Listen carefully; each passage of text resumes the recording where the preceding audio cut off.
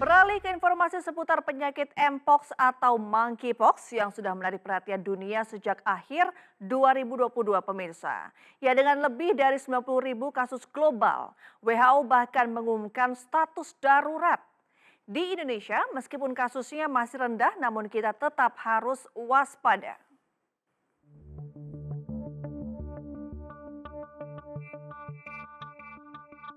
Sejak akhir 2022, penyakit Mpox atau Monkeypox menarik perhatian dunia dengan lebih dari 90.000 kasus yang dilaporkan secara global.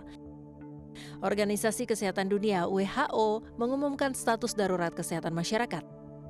Di Indonesia, meskipun jumlah kasusnya masih rendah, kita tidak bisa mengabaikan potensi penularan dan dampaknya terhadap kesehatan masyarakat. Sejak pertama kali terdeteksi, Mpox menunjukkan pola penularan mirip HIV/AIDS, terutama di kalangan kelompok berisiko tinggi. Di tanah air, tercatat 88 kasus sejak 2022, dengan 73 kasus di tahun 2023 dan 14 kasus di tahun 2024. Berita baiknya, semua pasien berhasil sembuh.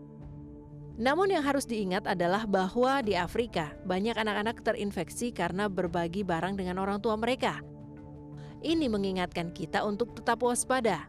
Untuk mengatasi situasi ini, pemerintah Indonesia mengambil langkah proaktif dengan mendatangkan 1.000 dosis vaksin yang biayanya mencapai Rp3,5 juta per dosis.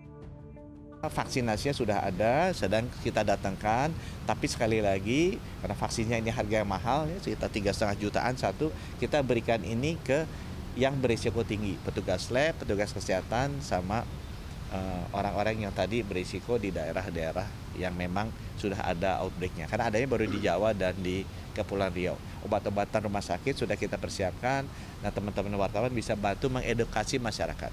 Kita waspada tapi tidak usah khawatir berlebihan. Vaksin ini ditujukan untuk petugas kesehatan dan kelompok berisiko tinggi.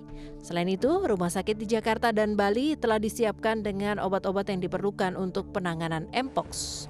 Semua langkah ini menunjukkan bahwa kita tidak tinggal diam. Kritik terhadap penanganan Mpox di Indonesia mencakup kurangnya kesadaran masyarakat tentang penyakit ini yang menghambat pencegahan. Banyak yang tidak tahu cara penularan dan gejalanya. Meskipun vaksin tersedia, jumlahnya mungkin tidak cukup dan distribusinya juga tidak merata. Fokus pada kelompok berisiko tinggi dapat membuat masyarakat umum merasa diabaikan, padahal penularan bisa terjadi di luar kelompok tersebut. Respon terhadap kasus baru juga perlu ditingkatkan untuk mencegah keterlambatan deteksi. Selain itu, stigma dan diskriminasi dapat menghalangi orang untuk mencari pengobatan, memperburuk penyebaran penyakit.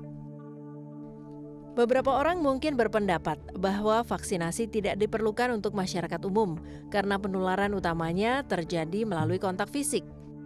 Namun, pencegahan adalah kunci. Dengan memvaksin petugas kesehatan dan kelompok berisiko tinggi, kita bisa mencegah penyebaran lebih lanjut dan melindungi mereka yang paling rentan. Selain itu, langkah-langkah pengawasan kesehatan yang ketat seperti penggunaan electronic surveillance card dan mesin PCR menunjukkan komitmen pemerintah untuk mengendalikan penyebaran penyakit ini. Edukasi tentang Mpox dan penularannya sangat penting agar kita semua memahami risiko dan cara melindungi diri. Dari Jakarta, Esra Ambarita, Yudi Permana, iNews melaporkan.